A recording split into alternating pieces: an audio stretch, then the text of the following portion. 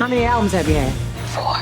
4. And no hits. I need you to focus and avoid frivolous distractions. Honey, find the songs that move you. Until you do that, you ain't going nowhere.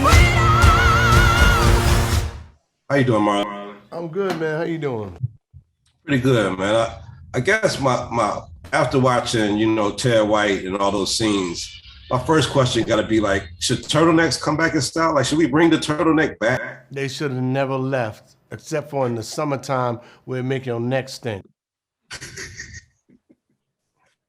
One weird, one strange thing that stood out to me when I watched Respect is like, when we see these female artists, whether it's Billie Holiday or Tina Turner, or in this case, Aretha Franklin, we see them all, they all experience domestic violence and some form of addiction, some of them rape. Like, why did that era, and I'm not sure if it still goes on, but when we look at all these biopics, we see it. Why is that a common theme in that era? Like, they always getting beat up, but something was happening. Like, what? I mean, because you're coming out of an era where that kind of abuse was inflicted on us, the era before. And as Black men, you take that out on Black women, and, damaged people.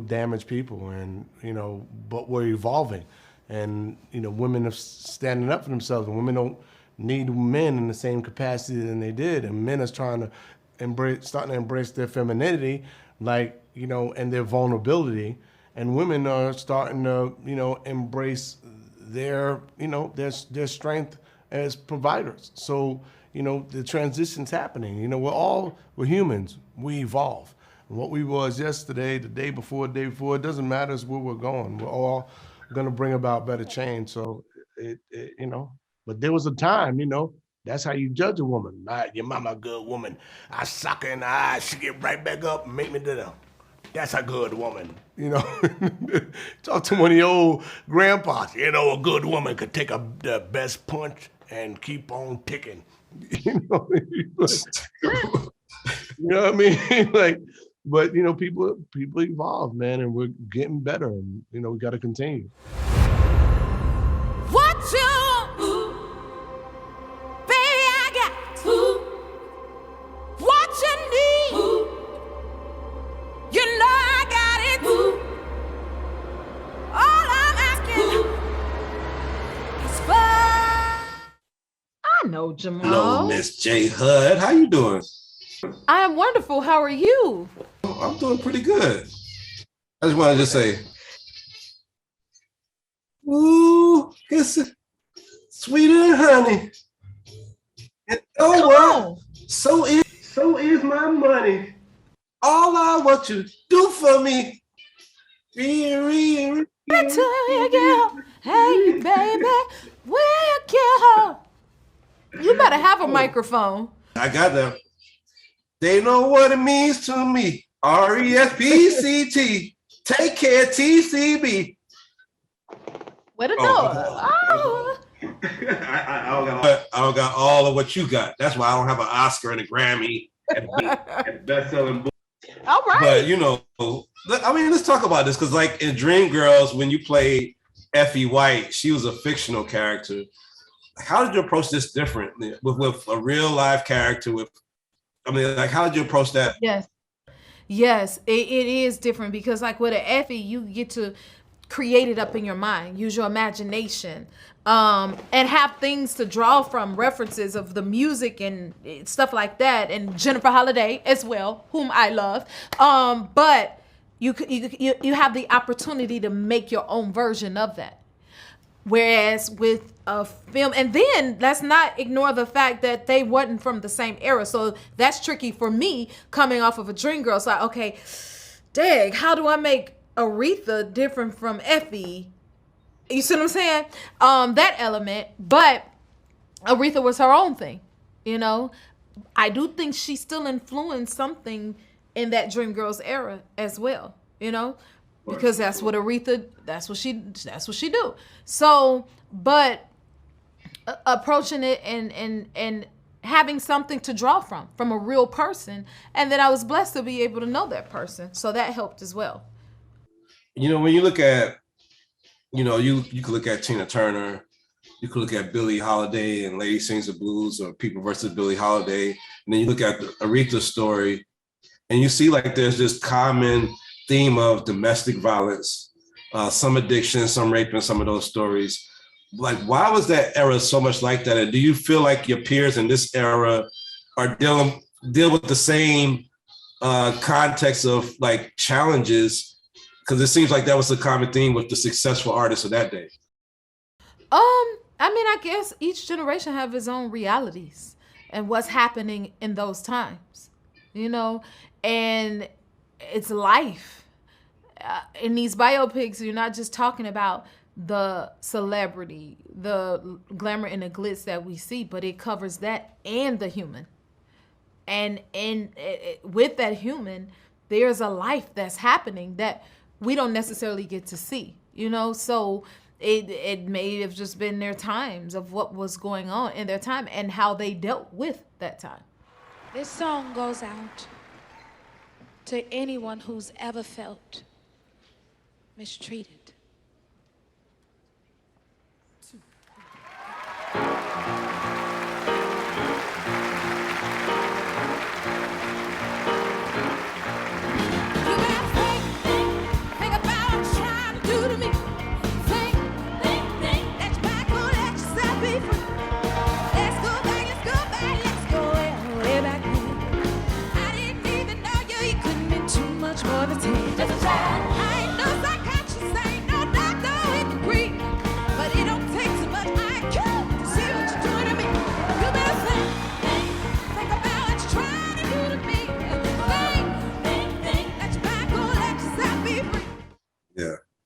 It's been almost 30 years. I mean, it has been 30 years if you count I'm Gonna Get You Sucker, but going from your first main character and More Money, it's been 30 years since you've been on screen, and we've seen you do comedy a lot. We've seen you do action and G.I. Joe and stuff like that, and we've seen you do some drama. Like, what haven't we seen Marlon Wayans do on screen yet?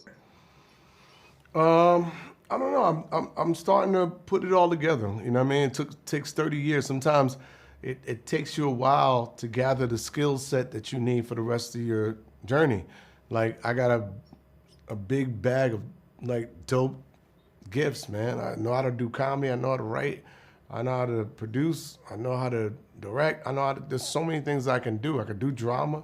I could do comedy, both at the same level. I got a stand-up special coming out August 19th on HBO Max called You Know What It Is. I'm doing everything I want to do. I'm just going to do more of it, and I'm going to keep doing it with, hopefully, you know, bigger budgets and the best directors with the best scripts, and I'm going to put my best performance and, you know, do some pure entertainment. And whenever I do something, I don't care if it's drama, comedy, stand-up, that the audience knows, yo, we in for a hell of a ride. Yeah. Well, look, I know that this movie's called Respected. We love both you and Jennifer's roles, and as well as the other actors. But also, just before I go, I just think they need to put more respect on your big brother Keenan's name, because I mean, your boy has been a legend, and we haven't seen him direct enough, and we want to see him come back. So just to the Wayans family, I'm putting respect on all your names. I appreciate that. All right, brother. Thanks for the time. What you want, baby, I got. What you need, you know I got it. All I'm asking is for the respect. Come a little bit, hey, baby, just a little bit. Just a little bit, just a little bit. I ain't gonna do you wrong, why you know? I ain't gonna do you wrong, so I don't wanna. But all I'm asking is for the respect. Come a little bit, hey, baby, just a little bit. Get up, just a little bit. Yes, sir, just a little bit. I'm about to give all my money, and all I'm asking in return, honey, is to give me my promise. Bring it up, hey, baby, bring it up. And the last question, in this movie, I seen you putting together like some of Aretha's greatest hits, like her songs, and going through the process of putting it together. Which songs spoke to you? Like, which was your favorite to perform that spoke to you the most as like, this is a song that I would love to have been my own or that I would love to remake or whatever? Oh my God, all of them. It's Aretha Franklin, for God's sake. Again, for me, the one that took me back where I needed to have a moment, because I did sing everything live, and I had to stop at that moment and say, wait a minute, I get to sing Respect. Are you serious? That took me back. And that's when the reality of it all settled in, of what was really happening for me. Well, thanks for taking us along on this journey. You brought me out to Atlanta to see you performing this live for the movie, and thank you for coming. And to see it on film, to see it all come together. You were wonderful as always, and I can't wait to see everything else that you got coming forward. Thank you so much. Always good to see you.